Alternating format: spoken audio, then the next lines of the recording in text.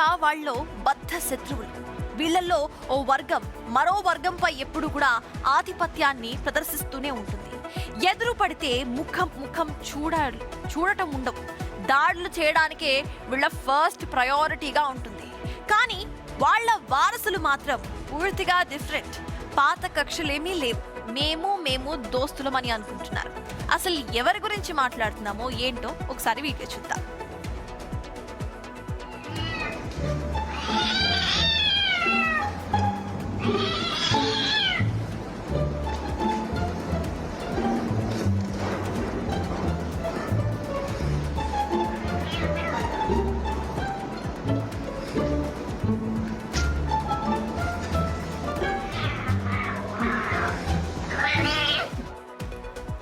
ముద్దుగా ఉన్నాయి కదా.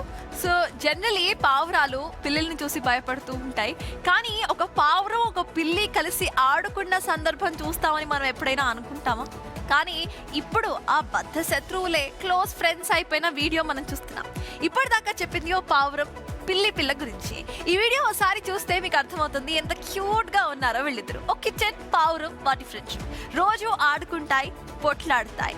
ఉన్నది ఒక్కటే జిందగీ బ్రదర్. అందుకే మనుషులు కూడా ఇటు పగలు ప్రతీకారాలు అంటూ పోకుండా పీస్ ను ఎంచుకోవాలి.